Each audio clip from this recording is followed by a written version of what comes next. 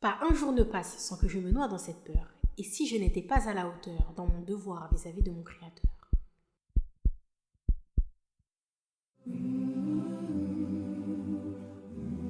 Assalamu alaikum wa rahmatullahi wa barakatuh. Que la paix, la miséricorde et les bénédictions d'Allah soient sur vous.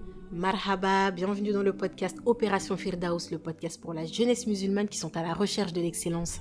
Nous sommes deux sœurs en Allah et amies dans la vie de tous les jours. Notre objectif commun à travers ce podcast est d'inciter la communauté musulmane à la réflexion sur des sujets de notre quotidien, en se remettant tout simplement ou non en question pour arriver à la destination finale, le plus haut degré du paradis, le Firdaus. Que ce soit dans le domaine professionnel, familial, social, personnel ou spirituel, nous allons balayer tous les sujets en lien avec notre quotidien. Alors si vous êtes dans l'optique d'améliorer votre personne, votre pratique, d'exceller dans tout ce que vous entreprendrez vis-à-vis de notre magnifique et belle religion qui est l'islam, alors vous avez toqué à la bonne porte. On vous souhaite une agréable écoute, Inch'Allah, en espérant que cela puisse vous profiter. Barakallahu fikoum. Qu'Allah vous couvre de sa bénédiction.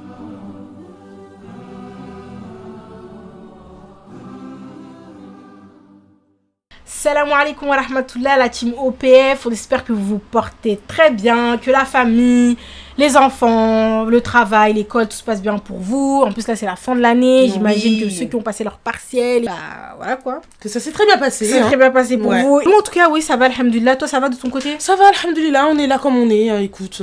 Super. Vous savez, là, je suis encore plus de bonne humeur parce que on va vous lire un commentaire qu'on a reçu sur Spotify. On l'a lu juste avant d'enregistrer. Et en fait, ça nous a touché. C'est un commentaire de Elise.amini qui a dit « Super podcast, votre bonne humeur est contagieuse. Trop hâte que vous sortiez le prochain épisode. » Et du coup, en fait, ça nous fait trop plaisir quand vous nous dites que vous aimez la bonne humeur qu'on dégage à travers nos podcasts, etc. Et franchement, c'est trop important. Et si on peut transmettre, en fait, de la joie dans vos cœurs juste à travers nos voix, et ben on est contente, alhamdoulilah. Ouais. Et du coup, qu'Allah te récompense pour ton message. Pour ton message. Et qui nous motive encore plus que d'habitude. Exactement. Vraiment. Voilà, alhamdoulilah. Et du coup, on est ravis de vous retrouver dans le 10e épisode de ce podcast. Déjà 10 épisodes, subhanallah. Mais si on suit la logique, on est né à un peu plus de 14, il me semble, vu que certains épisodes comportent plusieurs parties. Techniquement, on a 14 épisodes. Techniquement, c'est ça. Enfin bref, on a trop parlé.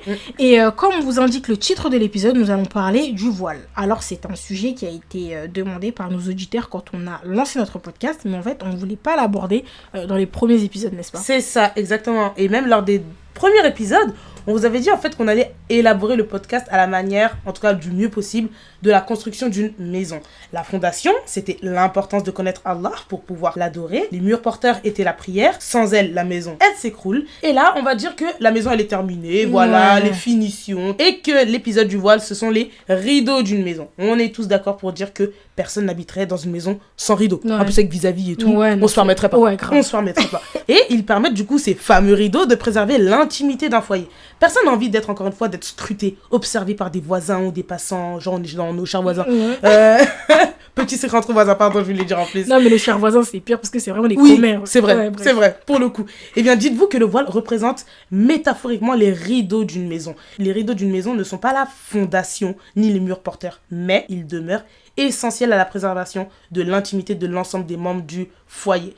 Donc, pour résumer, le voile est effectivement un sujet important puisqu'il renferme quand même une obligation religieuse, une injonction divine. Mais avant de l'aborder, il est plus judicieux de commencer par le commencement. Commencer par la fondation, les murs porteurs, si vous suivez toujours notre image. Donc, ce n'est qu'une fois que la connaissance d'Allah et que la prière deviennent acquis que l'on peut sereinement et plus aisément parler du voile. Vous comprendrez un peu mieux notre explication lors de la seconde partie de l'épisode, Inch'Allah. Et du coup, dans cet épisode, on va vous raconter notre cheminement vers le voile, qu'est-ce qui nous a poussé à le porter, comment cela s'est passé, etc. Et vous allez voir qu'en fin de compte, le point de départ est le même. Vous allez encore mieux comprendre la métaphore utilisée juste avant. C'est ça. On espère que vous allez comprendre tous ces trucs techniques et tout, mais voilà. Ça va, comment tu parles? Tout se passe bien? Quoi, j'ai dit quoi? Technique. Non, mais... non, ça va pas? Ok, continuons. Du coup, comme elle a envie de parler, on va laisser Khadija nous parler de son cheminement, son aventure, son expérience durable, on espère. On peut en tout cas vers le voile, tout simplement. Écoutez, bismillah. Je vais essayer de vous raconter du coup ma hijab story entre guillemets de manière chronologique. Le but c'est vraiment que vous puissiez comprendre mon état d'esprit d'avant et mon état d'esprit actuel. En fait, comme vous le savez déjà, je suis musulmane de naissance et j'ai grandi dans une famille très pratiquante, machallah. Et avant, j'entendais souvent le voile c'est une obligation. En fait, ça n'a jamais été ma préoccupation pour vous dire vrai. En fait, je voyais des sœurs se voiler, j'étais contente pour elles et tout, et je me disais ah oui cool et tout, mais en fait c'est pas pour autant que je vais me voiler en fait. Et vous savez, beaucoup de personnes se disent oui, le voile c'est une obligation, je le porterai plus tard, quand je serai mariée, quand je serai vieille et tout. Mais il faut savoir que moi, même tous ces questionnements là, c'était pas dans ma tête. Je me suis jamais imaginé qu'un voile sur la tête, sauf au moment de faire la prière. Et du coup, la question du voile, elle s'est jamais posée dans ma tête jusqu'en 2019-2020, c'est-à-dire il y a 3-4 ans. Du coup, c'est à partir de ce moment-là que ça a commencé à occuper mon esprit. Et je sais que c'est la prière qui est à l'origine de ce déclic, si on peut appeler ça comme ça. Bien que je priais déjà, c'est seulement il y a 4 ans que j'ai accordé une importance capitale à la prière. En fait, le fait de m'efforcer à la faire à l'heure, le fait de m'efforcer à rester concentré. Bref, en fait, je lui ai accordé le statut qu'elle mérite. Et finalement, plus tu t'efforces à faire correctement ta prière, plus tu vas te rapprocher d'Allah. Et je me suis tout naturellement rapprochée du Coran et j'ai appris à connaître Allah, les modèles qu'il nous a donnés, à savoir les prophètes, les femmes de l'islam, etc. Et du coup, ma foi, elle a augmenté. Et comme on dit, la pudeur fait partie de la foi et plus ta foi, elle augmente et plus ta pudeur, elle augmente. En fait, ça va de pair. Et mon apprentissage des histoires des femmes de l'islam a été déterminant sur mon port du voile. Lors du Ramadan 2020, j'ai pleinement profité du Ramadan. Il a été l'un de mes meilleurs, je crois que vous l'avez compris. Et j'ai compris qui j'étais, d'où je venais et vers quelle destination je voulais aller. Et j'ai appris les histoires de Khadija, Mariam, etc. qui m'ont particulièrement touchée et émerveillée.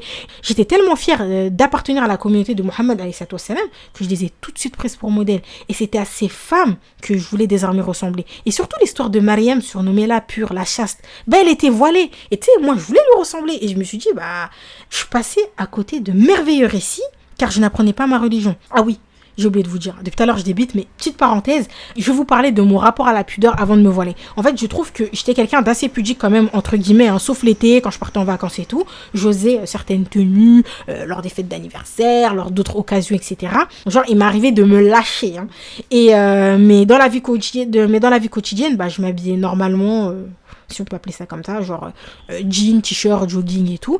Mais après le Ramadan, subhanallah, j'ai ressenti le besoin de me couvrir. En fait, j'arrivais plus à sortir en t-shirt, en short, à porter des tenues où l'on voit mon corps. Idem pour mes cheveux. Genre, en fait, je me sentais comme un bijou qu'il fallait que je protège et que personne ne méritait de voir mon corps. Et du coup, pour l'anecdote, une amie, un jour, avait posté une photo d'elle et moi en tenue très légère dans sa story. Et je lui ai demandé, en fait, de supprimer tout de suite. Et je n'étais pas encore voilée, pourtant. Mais...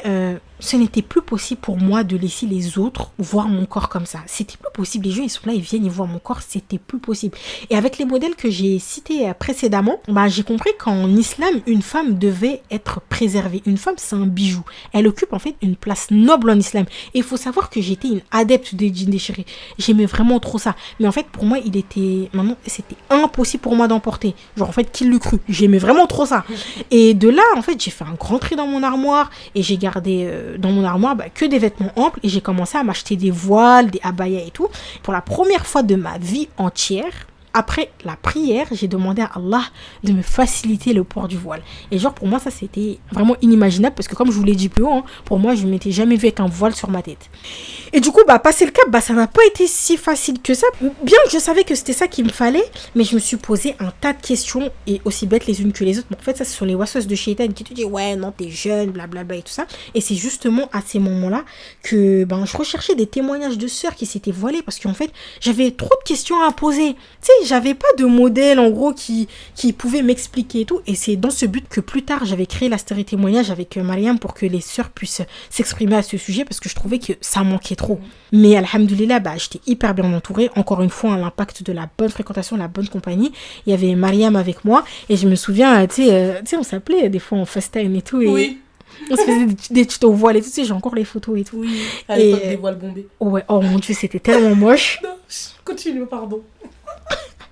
On s'appelait et tout, on voulait trop. Mais bon, après, à chaque fois, on voulait se lancer, mais on retardait l'échéance. Puis 3 mois plus tard, Mariam, elle s'est décidée à le porter, alhamdoulilah, et j'étais hyper fière et contente pour elle. Car en fait, on a cheminé ensemble. Genre, j'ai pu voir son évolution.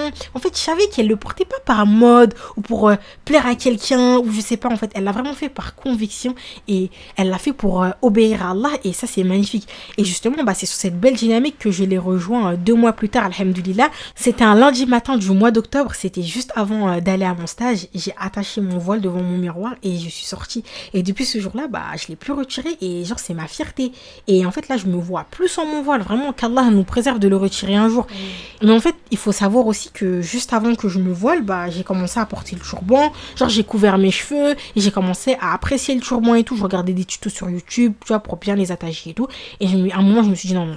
Stop, là tu vas rentrer dans un cercle vicieux et tout. Après tu voudras plus retirer ton turban et tu voudras plus le mettre en mode voile et tout. Du coup là j'ai arrêté et c'est vraiment à ce moment-là que j'ai passé le cap. Du coup en résumé, vraiment l'apprentissage de ma religion et l'importance que j'ai accordée à la salat, la prière, ça vraiment sont été des éléments déclencheurs sur mon port du voile.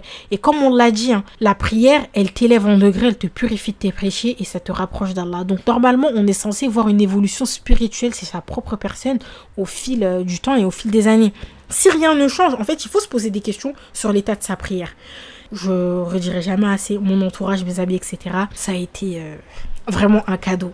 Entourez-vous de personnes pieuses qui vous tirent vers les bonnes actions et elles ont eu un impact positif sur mon port du voile. Et finalement, quand je vois les versets qui parlent de l'obligation du voile, je me dis que en fait, c'est tout à fait logique et que en tant que musulmane, on doit se couvrir et prouver de la pudeur car c'est un signe de la foi. Et vous remarquerez que mon cheminement vers le voile est exactement le même que la construction des épisodes du podcast, comme on vous l'a dit plus haut. C'est quand la foi en Allah est arrivée, la prière elle a été carrée, et c'est là que le voile il est venu naturellement. Et du coup, ça, on le détaillera un peu plus dans la partie 2. Et là, vous comprendrez beaucoup mieux. Et voilà, quoi. J'espère que vous avez compris que je n'ai pas été trop longue, que je n'ai pas parlé trop vite et tout. C'était bien. Merci. Barakallahu fiki pour ton témoignage. Merci beaucoup, merci. Qui était très quoi. C'était superbe. C'était super. Non, c'était vraiment superbe. Ah, merci. C'est pas parce que tu m'as fait un big up, ouais. Mais il était réellement superbe. Merci beaucoup. Vu que j'ai un peu vécu une partie de ce témoignage. Oui, j'avais l'impression d'avoir regardé une vidéo de nos instants passés. Ouais, genre vraiment. Là, c'est comme si je faisais un livre. Exactement. Ouais. Je pense que les auditeurs, maintenant, ils veulent aussi connaître ta partie, ta version à toi. Du coup, bismillah, je te laisse. Ah, tu parles de moi ? Ouais, oui. Ah, ok. Ok, d'accord. Oh, arrêtez. Pardon, excusez-moi. Alors, tout d'abord, commençons rapidement, comme Khadija l'a fait, par mon rapport. Bon, il y a quelqu'un qui pleure à côté, on ne sait pas qui c'est. Encore une fois, nous sommes désolés. Enfin bref, commençons rapidement par mon rapport à la pudeur avant que je porte le voile. Je suis toujours couverte entre guillemets, non pas par conviction religieuse, mais plutôt parce qu'en fait c'était mon style vestimentaire. Comprenez-moi, quand tes références et tes modèles sont style US, rap, R&B, etc., c'est soit ça en fait, soit un style un peu plus dénudé. Et on me répétait souvent, je me souviens vers la fin du collège, mais Mariam, pourquoi tu portes pas le voile ? Tu te couvres déjà, tu t'habilles large, tu t'habilles ample, etc. Alors déjà, couvrir c'est un grand mot, hein. Je mettais juste des joggings des hommes de ma famille parce que pour moi, plus c'était large, plus c'était streetwear, c'était le mot d'ordre. Oversize. Non, c'était vraiment le mot d'ordre pour moi, c'était être à l'aise. Et surtout que pour moi, le voile, ce n'était pas qu'un vêtement en fait. C'était un comportement à adopter. Et j'avais pas complètement faux en soi. Mais on va y revenir plus tard, Inch'Allah. Et je me disais en fait que j'allais me voiler plus tard. Quand ? Je ne sais pas. Pourquoi plus tard ? Je ne saurais vous dire non plus. Mais en tout cas, je savais que le voile était une obligation. Mais en fait, j'avais d'autres priorités. À savoir, enjoy avec mes copines.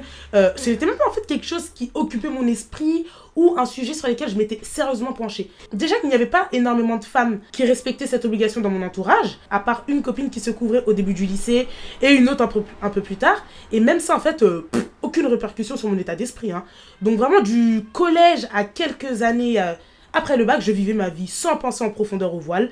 Je m'habillais de manière correcte, selon moi évidemment. Je me permettais quelques vêtements décapotables, si on peut appeler ça comme ça, pour des événements, style anniversaire, mariage et surtout vacances. Là, vraiment, je n'avais que le frein pédale. Celui à main, il était cassé. Vraiment.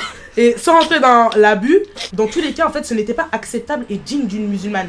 Et je mettais très souvent en fait des turbans, mais en fait en aucun cas moi c'était en guise de transition ou de pré-voile comme beaucoup le font. C'était juste qu'en fait quand j'étais coiffée, j'en mettais pas, et quand j'avais la flemme de coiffer, turban à fond les bananes quoi. Ouais, je comprends. Voilà. Et donc vraiment c'est l'année 2019 comme on vous l'a expliqué avec Khadija lors de notre déclic spirituel et notre investissement dans la religion que vraiment petit à petit le voile a commencé à prendre de la place dans mon esprit. Cela parce qu'en fait, les bases se renforçaient, à savoir mon apprentissage de la religion et ma prière à l'heure. Et vers l'été 2020, j'ai commencé à changer ma garde-robe. Inconsciemment, en fait, j'envisageais de me voiler. Mais c'est encore très flou, car la preuve, en juillet, oh là là, je suis partie à l'anniversaire de ma copine. Ah oui, oui, Comment oui. vous expliquer? Déjà que ma tenue n'avait ni queue ni tête. Un turban avec un dos nu. Allez comprendre le projet de la copine, vraiment. En plus de cela, le lendemain, en étant bien consciente, je devais aller à une formation de lavage mortuaire avec Khadija. Vous savez, les fameuses conférences où on allait en jean t-shirt.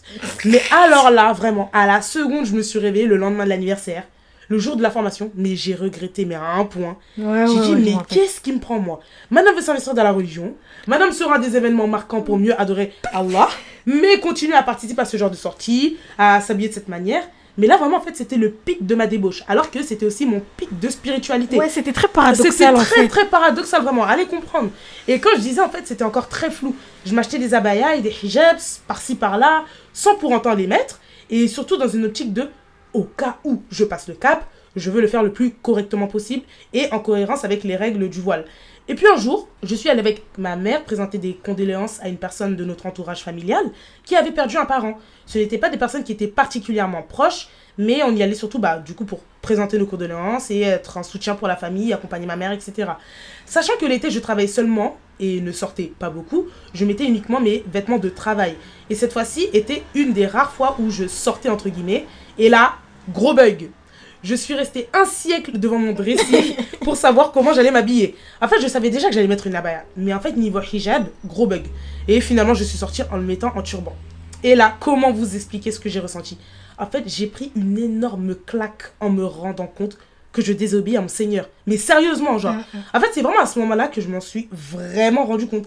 J'étais mal de chez mal. En fait, je sais pas quel mot peut représenter vraiment à quel point j'étais mal. Et même chez la famille du défunt, en fait, je me sentais vraiment pas bien et je pensais qu'à ça. En rentrant, je me suis dit, vous voyez comme vous parlez toute seule là, je me suis dit, lundi, je reprends le travail. Je m'appelle pas Mariam si je vais au travail sans me couvrir comme Allah me le demande. En fait, le travail, c'est qui par rapport à Allah? Vraiment, les gens dehors, mon entourage, ma famille, tout ça sont qui par rapport à Allah? Et du coup, le lundi d'après, j'ai pris ma petite abaya droite. Bien préciser droite. Parce que vous savez pas, elle... Bref, je vais pas parler. T'essaies de dévoiler mes secrets intimes? Non, parce qu'en fait, quand tu parles de tes anciennes abayas droites, parce que voilà, maintenant madame a du style et tout, maintenant madame s'habille bien. Bon, c'est vrai qu'au début, je portais des abayas droites et maintenant, je ne suis plus fan du style des robes. Enfin bref, j'avais pris du coup ma petite abaya droite, mon petit foulard, et j'y suis allée. Et en fait, j'étais tellement stressée, j'avais cette fameuse impression que tout le monde me regardait, alors que en fait, personne ne me regardait évidemment. J'avais appelé Khadija en FaceTime pour partager cela. Madame ne répondait pas. Ah bon? Mais oui, tu n'avais pas répondu. Je me rappelle. Oui, oui, tu n'avais pas répondu. Mais en fait, vraiment dans mon esprit, c'était Carnaval de Rio. Et ma supérieure, entre-temps, m'a pris en aparté et m'a demandé mais qu'est-ce qui se passe, Mariam? Je suis revenue de vacances, vous étiez pas habillée comme ça, blablabla. Bon, je lui ai tout simplement répondu que j'avais juste changé de style, comme une personne lambda change de style, et puis voilà quoi. Elle a voulu que je retourne à mon style précédent, mais vraiment, je n'ai pas lâché avec. Le midi, je suis rentrée, j'ai pleuré parce que je me disais non mais attends, c'est pas possible. Premier jour, Allah m'éprouve. J'ai même pas eu le temps de me prendre un selfie, de immortaliser ce moment-là, de profiter de ça, etc. La fille qui se perd dans ses intentions. Genre, elle se voile pour le selfie. Mais vraiment, en fait, je me suis dit, j'ai même pas eu le temps de profiter, de vraiment savourer cela, que bim, première épreuve. Donc, j'ai invoqué, je suis repartie la voir, en disant que finalement, en fait, c'était pas possible de faire marche arrière, parce que j'avais plus mes anciens vêtements. J'étais évidemment un peu en position de force, vu que c'est eux qui avaient besoin de moi, et on m'a tout simplement laissé tranquille. Vraiment, ça a été mon principal obstacle. Franchement, on a du pouvoir. On a du surtout pouvoir 2020, le Covid. Ouais, le Covid. On pouvait faire ce qu'on voulait. Non, c'est vraiment réel. Hein. Mais vraiment, ça a été mon principal obstacle, on va dire, au port du voile. Le reste n'a été que de courte durée, comme celle-là d'ailleurs, hein, ou fut-il à ne pas prendre en compte dans ma famille ou mon entourage. Ça s'est relativement bien passé. Et vraiment, ce que je retiens dans mon parcours du voile, et ce qui est à retenir, que vous l'ayez vécu ou non, plus on apprend notre religion et on renforce nos bases, le voile ne devient plus une problématique, mais une évidence en fait, une suite logique et qui aurait dû tilter depuis bien longtemps. Car le renforcement des bases de notre religion se fait dès notre jeune âge, tout au long de notre vie. Vraiment qu'Allah préserve toutes les sœurs voilées, toutes celles qui veulent obéir à Allah quant à cette règle, toutes celles qui n'y pensent pas encore ou qui se disent qu'elles ont le temps ou qu'elles ne trouvent pas l'utilité malgré l'obligation, toutes celles qui l'ont retiré par manque d'attachement à la religion. Vraiment qu'Allah nous guide toutes. Amin. C'était la fin de mon Ouais, récit. moi j'ai grave kiffé parce que comme d'habitude t'es drôle, t'es Je te vivante permets dans pas, ton je te permets Non pas. mais t'es vivante dans ton témoignage. Oui, mais là, t'es et en train de tout. dire que je suis un clown. Non mais pas du tout, c'est pas ce que je crois. Ok. Tout de suite les grands mots. Ok, d'accord. De toute façon, je sais que tout le monde a kiffé et que, en tout cas, de ce qu'on retient de nos 2 témoignages, c'est quand on s'est investi dans la religion, qu'on a compris qui était Allah, ce que Allah voulait, qu'on a parfait notre prière. C'est ça. Bah, c'est là que le voile est venu tout de suite. Exactement. Et vous allez voir, la partie 2, elle va être trop Elle belle. va être costaud. Bon, bah, du coup, on vous livre un dernier témoignage et ce sera à la fin, Inch'Allah. Je te laisse le lire, Mariam, s'il te plaît, parce que j'ai plus trop de salive. Ah, voilà. Donc maintenant, on se met dans la peau du personnage. C'est parti. Aussi loin que je me rappelle, le voile n'a jamais été une priorité pour moi. Ma mère le porte, les femmes de ma famille en général le portent, mais pour moi, il n'était pas une priorité. Et depuis toujours, je me disais que je porterais le voile une fois mariée. Et cette logique, je pense qu'on est nombreuses à l'avoir. J'y reviendrai plus tard. Au début du collège, j'étais très pudique. Je faisais attention à ne pas porter des tenues moulantes, à toujours couvrir ma taille par des vêtements amples. Mais en fait, cette période n'a pas fait long feu et la mode a pris le dessus sur moi. J'ai changé de style vestimentaire assez rapidement et j'ai commencé à m'adapter aux nouvelles tendances. Les habits moulants, transparents, les jeans serrés, déchirés, les crop tops, les tenues courtes. Enfin bref, la mode était en opposition totale avec le voile. Moi, en fait, tu es habillée et mieux c'est. Et le voile était donc très très loin derrière moi. J'aimais m'apprêter et j'adorais mes cheveux, à tel point où je ne les attachais jamais. Et puis quelques années plus tard, à mes 20 ans, une personne de mon entourage, une amie entre autres, m'a fait part de sa volonté de se voiler. Et cette confession m'a au premier abord intriguée. En fait, je ne comprenais pas son choix. Pourquoi voulait-elle se couvrir alors qu'elle était encore jeune et non mariée?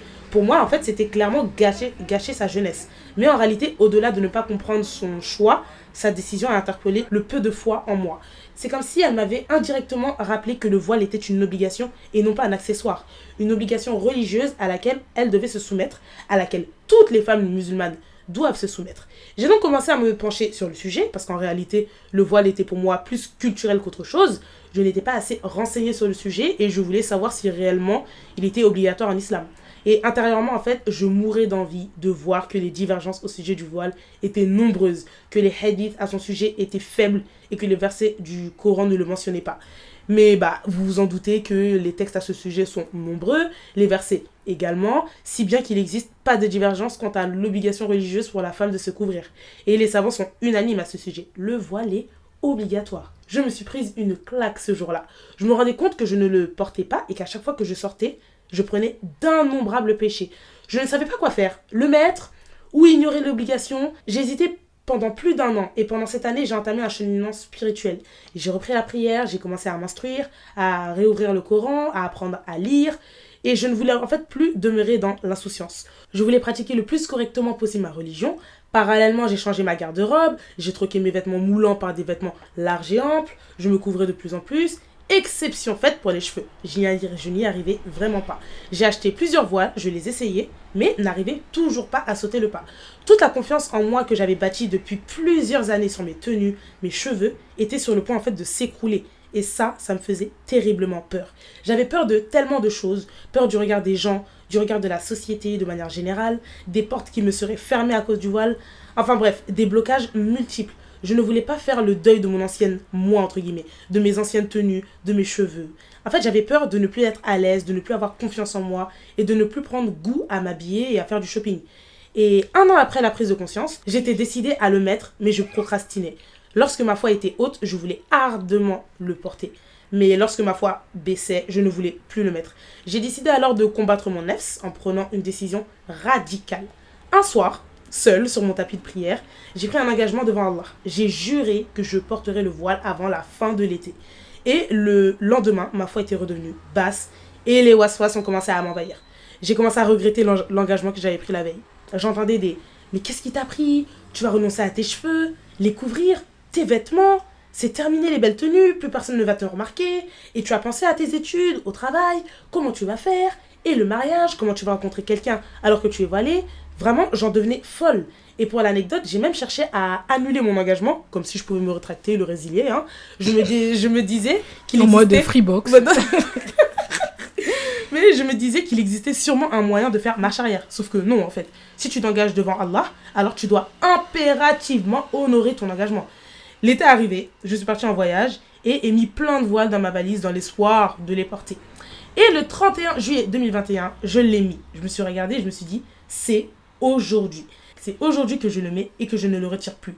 Depuis cette date, je ne l'ai jamais retiré. Et mieux que ça, je n'ai jamais regretté ma décision.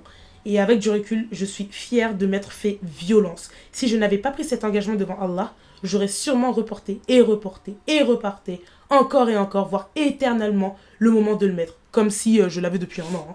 Mais vraiment, et surtout, les blocages que j'imaginais sont aujourd'hui en fait de ridicule futilité. Je ne me préoccupe pas du regard des gens, ni de la société. Les portes qui me sont fermées à cause du voile sont un bien pour moi.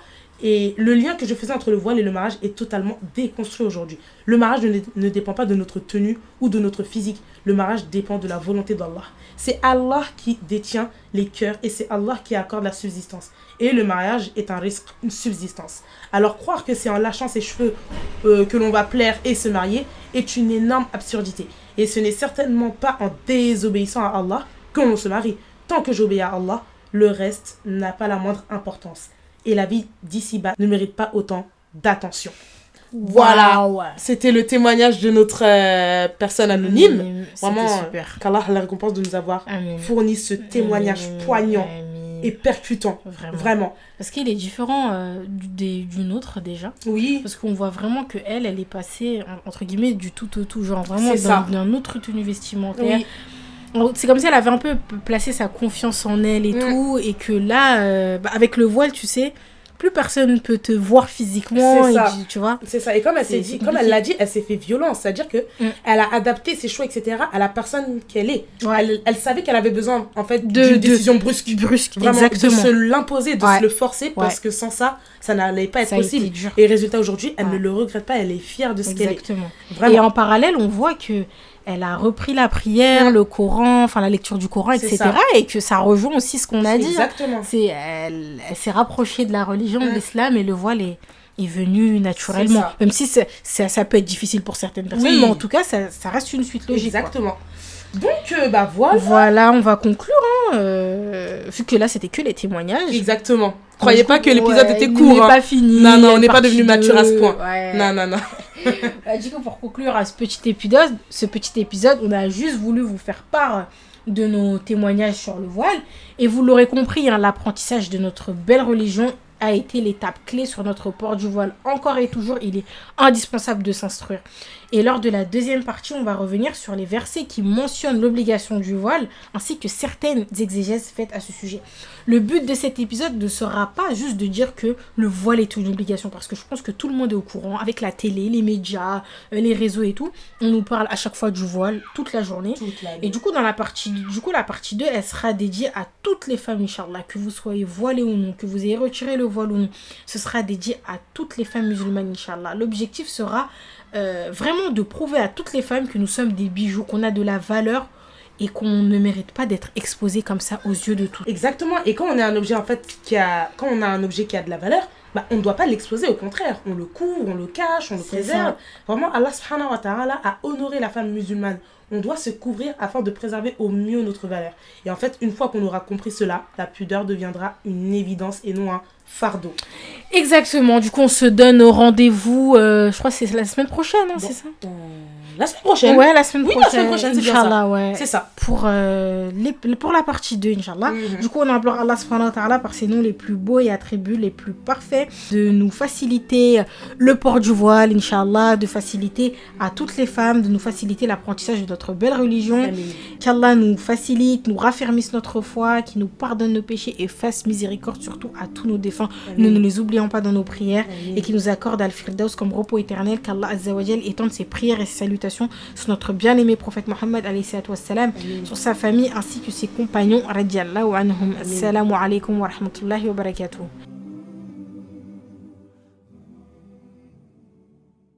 كل من عليها فان ويبقى وجه ربك ذو الجلال والإكرام فبأي آلاء ربكما تكذبان